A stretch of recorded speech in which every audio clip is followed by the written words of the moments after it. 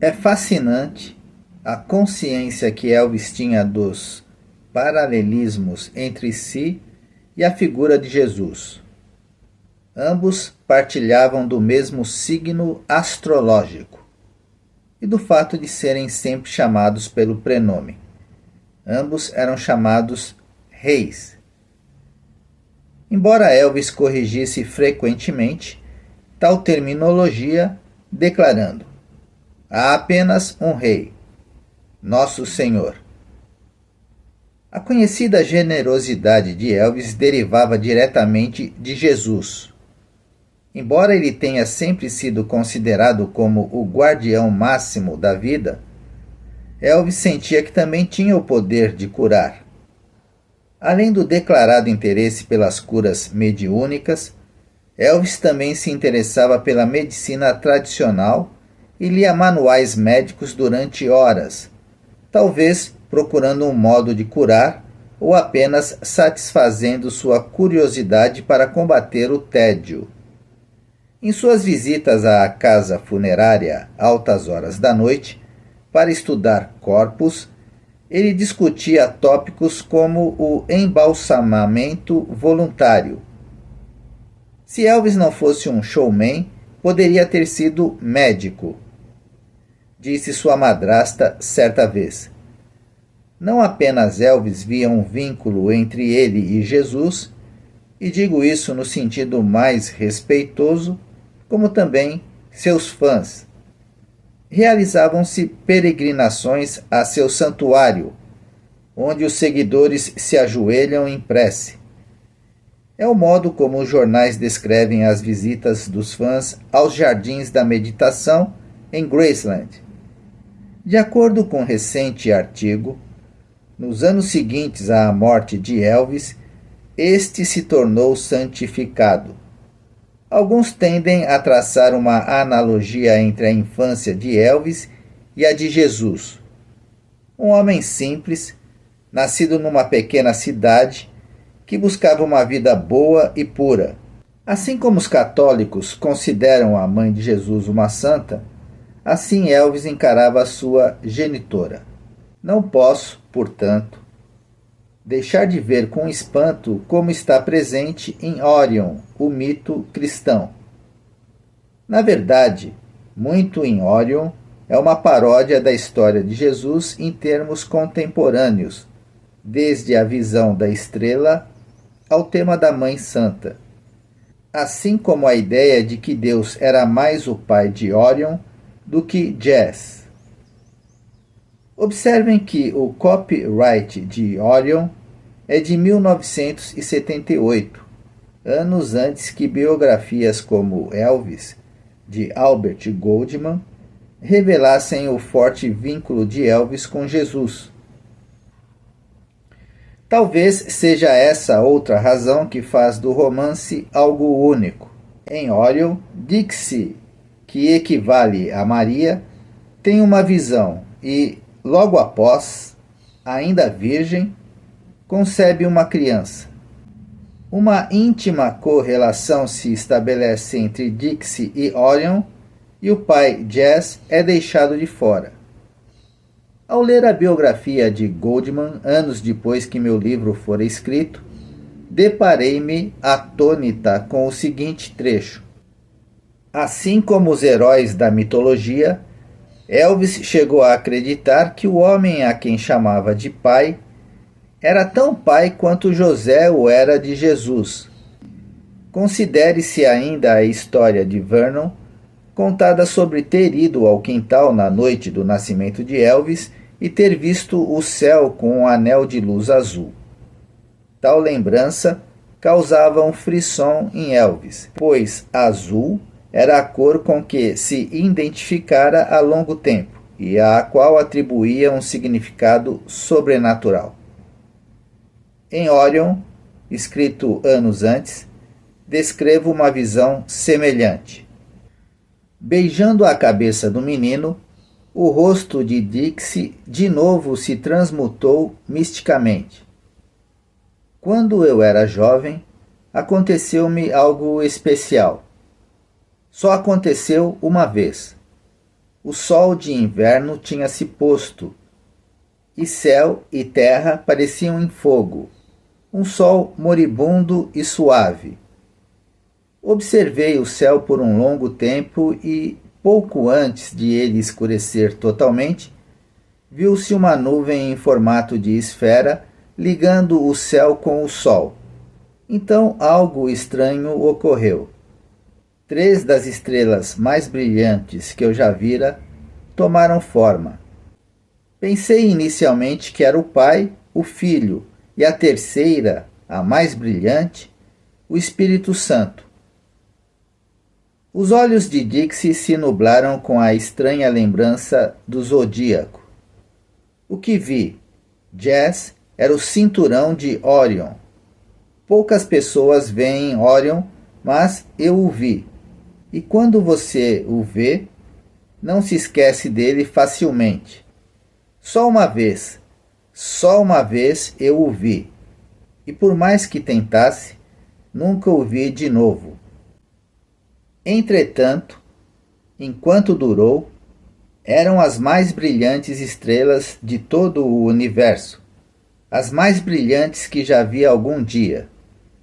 Os olhos de Dixie tornaram-se claros e ela tocou o rosto do bebê com reverência.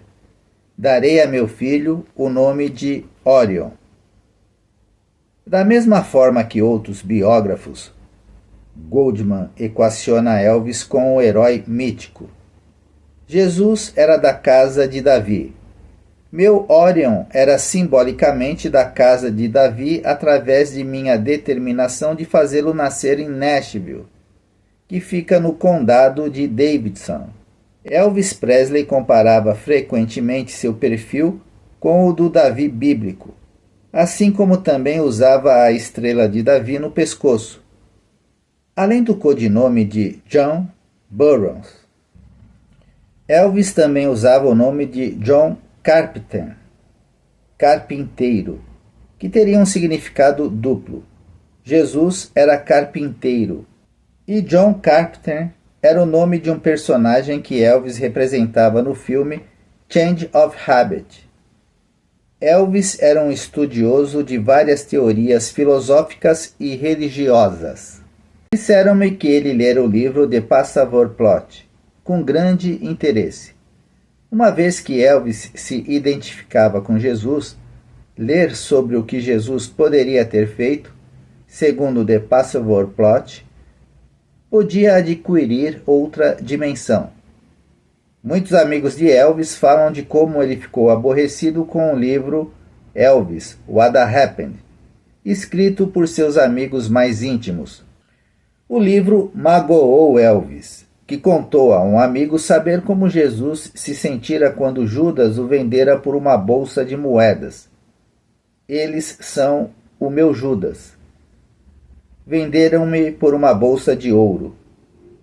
Não acredito que Elvis, What Happened, tenha sido um motivo de Elvis mistificar sua morte, mas acho que mais ou menos deu substância a seus planos, teorizou um fã recentemente. Se Elvis fingiu sua morte, acho que a ideia já vinha amadurecendo na cabeça dele há algum tempo. Por isso começou a limpar a casa, vendendo coisas como a fazenda, modificando seu testamento, remanejando fundos e fazendo os arranjos necessários para uma nova vida e uma nova identidade. Outra teoria, esta de um colega de jornal, sustenta que se Elvis era um agente especial do Departamento de Narcóticos e Drogas Perigosas, ele estava trabalhando como agente sob disfarce, tendo o governo americano lhe fornecido novas credenciais e até mesmo ajudando a orquestrar um acobertamento. Por que nosso governo se envolveria? Perguntei. Não é impensável, afinal de contas, Elvis era um agente especial, talvez até mesmo um agente secreto. Sua vida pode ter ficado em perigo, quem sabe, acrescentou meu amigo. Isso me alimentou a imaginação. O amigo íntimo de Elvis era John O'Grady, anteriormente no esquadrão de narcóticos do Departamento de Polícia de Los Angeles. Definitivamente há uma relação. Outra teoria envolve o coronel e suas proezas de hipnose. São abundantes as histórias a respeito de como o coronel podia fazer homens adultos ficarem de quatro e agir como gatos e cachorros através do poder do hipnotismo. Muitos são testemunhas de sua espantosa capacidade no controle da mente. Houve vezes em que Elvis apareceu em reuniões com uma aparência passiva, de zumbi. Alguns juram que estava hipnotizado. Sunny e Red West lembram que o coronel podia realizar hipnotismo em massa. A capacidade de hipnotizar poderia vir a calhar no caso de se querer encenar uma falsa morte, de dar ao corpo uma aparência estática e exercer o controle da mente sobre as testemunhas. Isso é apenas uma teoria, naturalmente. O coronel pode não ter orquestrado a morte de Elvis, mas com toda certeza o fez em relação a seu funeral. Contratou o comediante Jack Carrane para pronunciar o elogio fúnebre, o que para muitos pareceu uma estranha escolha. Contratou a seguir um sacerdote, estranho a Elvis e a Vernon, para fazer uma alocução. Em terceiro lugar, contratou Rex Humbard, o famoso evangelista da televisão. Supõe-se que Elvis só tenha encontrado Humbard uma vez, num breve encontro de bastidores.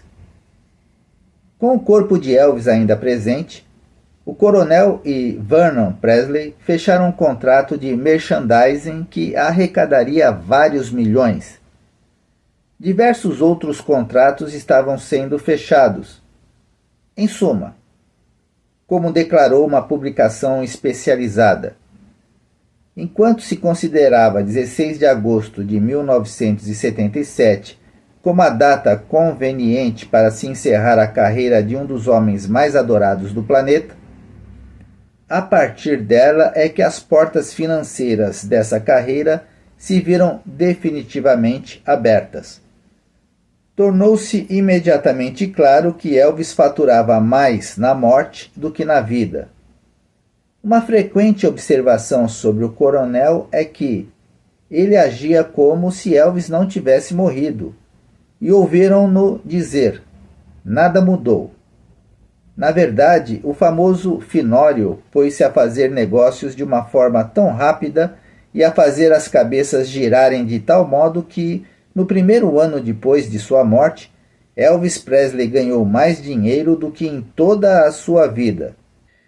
Ninguém poderia ter adivinhado a extensão da lealdade que os fãs demonstrariam. Se a morte de Elvis deu a ele ou não uma vida é uma pergunta sem resposta. O que se sabe é que essa mesma morte trouxe-lhe uma inesperada e incalculável fortuna. Sob escrutínio esteve também o comportamento do coronel no funeral. Ele não demonstrou nenhuma tristeza. Falou pouco. Não tomou parte na cerimônia. Por quase 2 anos, Vernon Presley e o coronel dirigiram o império financeiro crescente de Elvis Presley. Então, ironicamente, no 70º aniversário do coronel, a 26 de junho de 1979, Vernon Presley morreu. Os serviços e as recompensas do coronel foram sustados. Um juiz desencadeou a investigação que finalmente forçaria o coronel a romper todos os vínculos com o nome Presley. Isso foi feito calmamente e pouco se sabe sobre as disposições que romperam os vínculos. Uma era de poder havia terminado. Se Elvis estivesse vivo, estaria começando novamente. Final da parte 18. Elvis Forever.